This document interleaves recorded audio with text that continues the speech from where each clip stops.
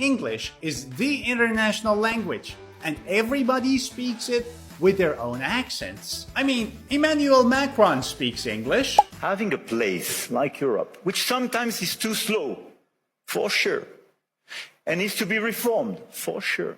Keir Starmer speaks English. It is now clear that the impact of this war will affect the future of our country. Giorgia Meloni speaks English. That if we want to reach peace and if we want to guarantee justice. And Donald Trump speaks English. Abu Bakr al-Baghdadi is dead. So it is very important for you to understand different English accents. And that is what we're going to test in this video. We are going to listen to 5 different accents. I have ranked them from the easiest, number 5, to the most difficult, number 1. As you listen to each one, there is also a gapped text. You will listen to the audio file and you will try to fill in the blanks. Are you ready? Let's begin the challenge.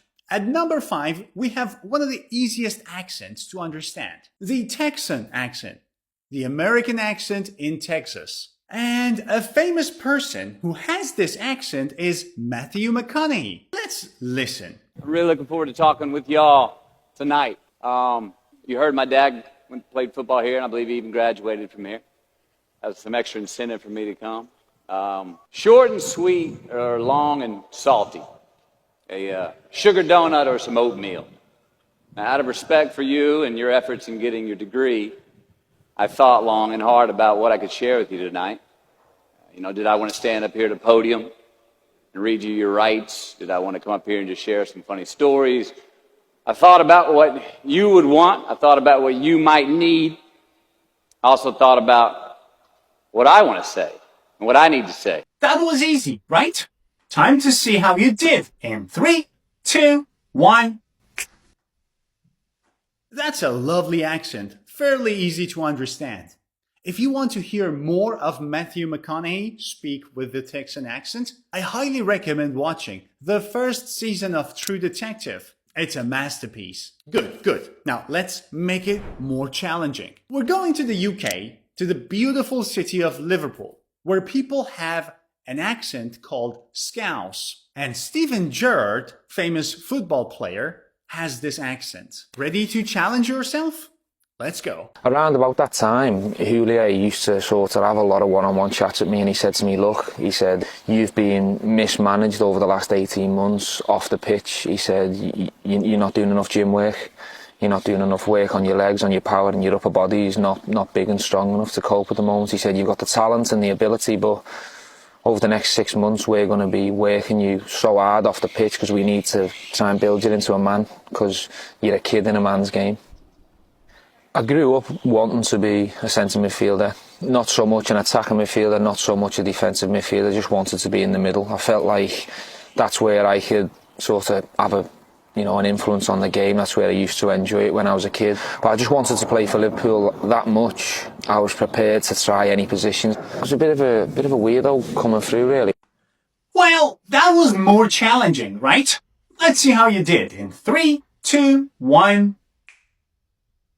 I personally find British accents more difficult than the American ones. What do you think? Let me know in the comments. Okay, let's make it even more challenging. At number 3, we have another British accent, spoken in Newcastle, called Geordie accent. And it can even be difficult for native speakers to understand this accent. Now, a British footballer called Dan Burn has this accent. Are you ready to challenge yourself? Let's see if you can understand him. I think so, and I think therapy isn't for everyone, so I think there's lots of different things that you can do. Like, I know I've had sort of family members and friends that have used therapists who haven't getting on as well as that, but it's like there's all the other things you can do. Like, there's groups that people just sort of getting out and having a bit of exercise and having conversations with people that you think at that time you're the only person going through that. Spot on. And everybody has stuff going on, but you just don't really see it. And I was embarrassed really because I was a Premier League footballer, and I thought, like, how am I having these feelings? Like, I should not be having these feelings. I look at what I'm doing, but you realise that, like, depression, it doesn't really discriminate. I found this one easy to understand, accent-wise. However, It was quite fast-paced. You were speaking very fast. Now, let's see how you did in 3, 2, 1. Listening to Geordie accent reminded me of this funny clip. Right.